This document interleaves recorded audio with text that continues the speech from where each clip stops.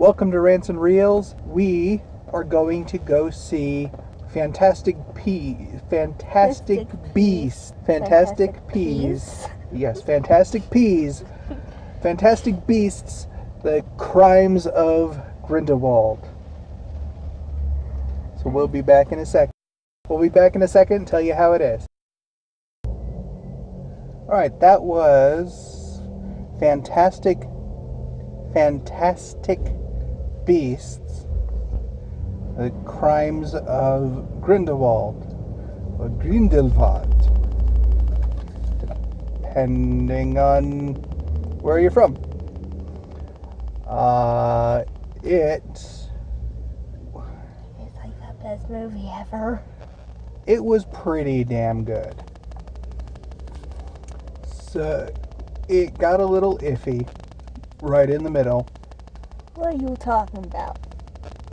I thought it got a little iffy right around the middle. Wasn't quite sure it was going to wrap up the way I think J.K. Rowling was writing it. But the ending shouldn't be predictable for a good book or movie. True, but it did. The way she wove the story, very. But it shouldn't like come out of nowhere. Doesn't make any sense. But it shouldn't be totally predictable. Oh, who saw that coming? You know. Yeah, it's got to find a middle ground, and that's what Rowling managed to do.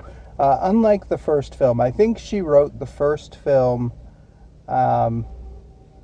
hedging her bets a bit, because it might not turn into a full series. But this film, the Crimes of Grindelwald, she clearly wrote this film and this story fully intending for this to be a much larger story than a single film. So that was very apparent. Once you got past about the halfway point in the film, it became apparent that's what she was going to do. It had moments where I thought the pacing of the film slowed down, but it didn't come to a stop. It didn't falter too much. She kept it very steady. By the time you got about 3/4 of the way through the film, it was apparent she not only knew where it was going, but also the director, David Yates, knew exactly where it was going. And it was very impressive. The historical parallels that she drew in this film from the world from the 1930s world.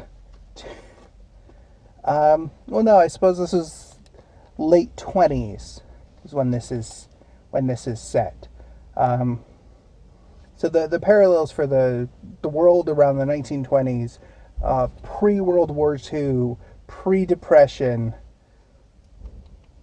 the current parallels she drew between her fictitious world, the historical world of the 20s, and even modern day, what we're seeing occur in the world today. That was some very impressive parallels there, if you know what to watch for.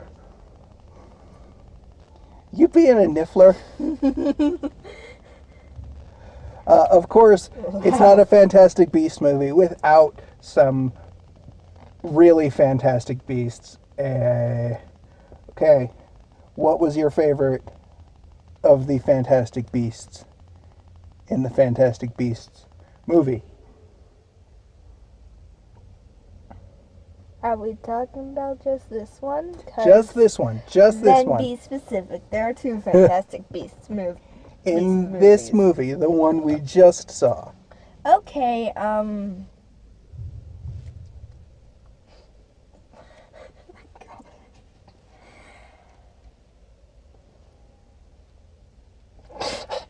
God. Probably the lion thing. The Chinese dragon lion thing. For the life of me, I cannot think of what it was called right now. But you know what I'm going to do when I get home? I'm going to look it up, and I'm going to put the name of it right here at the bottom of the video. What's the magic word? I don't know. I haven't looked it up yet. Okay. Google. Google is the magic. Okay. You can thank my 4th grade teacher for that. Okay. Aside from the Fantastic Beasts, what was your favorite part of the movie? What did you like? The entire thing. Okay. Aside from the entire thing, what did you like the most? Pick a part. Not even necessarily what you like the most, but what was one thing you really liked? Fighting. The fighting. All the fighting and death. The fighting and the death. Okay. And the gay shit. Okay. The magic fights. The magical fights were magical. It was pretty far beyond anything we saw in any of the Potter films. Doesn't love a good magical duel. They were very incredible magical duels. But yeah, this is full power, full strength, fully trained wizards having some very impressive fights and duels. That was absolutely incredible to watch. The visual effects have progressed light years beyond what they were when we first saw the Sorcerer's Stone. Even the Deathly Hallows. So the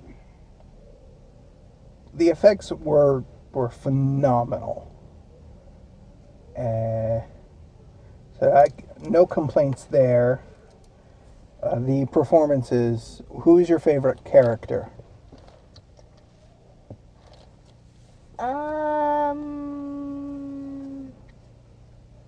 It's hard to pick one.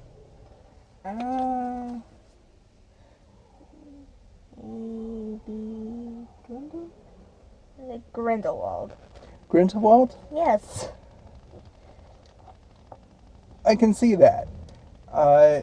Grindelwald is a very complex character, it turns out. Very impressive, really, in terms of character. No matter whatever your opinions on Johnny Depp, he did turn out a very good performance. I really enjoyed what he did with the character. Again, personal feelings about the person aside, the performance was excellent, very good. I don't know if I could actually pick a favorite character because, of course, everybody has extremely redeeming qualities. They're all different. They're all very different, very well developed characters. What was that guy's name again? Which guy? The guy looking for family and... Credence? Yes. Yes.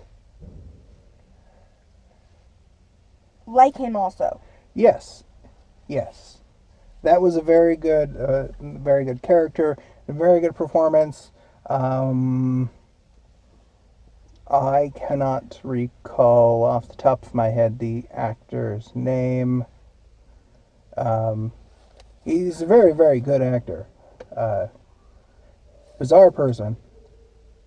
In very good ways. What else do you want to say about the movie? What else can we say about this movie?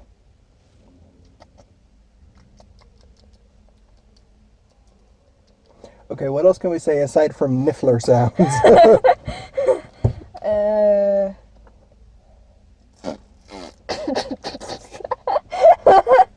It's very good. It's clocking in at about 2 hours and 15 minutes, which means this one's a little punch drunk tired. I made soda and popcorn last through that entire thing. Okay, she's probably a little caffeinated too. All right. You know caffeine does not affect me. I have legit drinking giant tubs of coffee before bedtime and fallen asleep fine. Hell, I got a better sleep than most nights. All right. That's going to do it for Fantastic Beasts, The Crimes of Grindelwald. You have to see it. It really is a pretty marvelous film. If you're watching this, then you have to see the movie. I would encourage actually seeing this movie. That's it for us. Thanks for watching. Good night, everybody.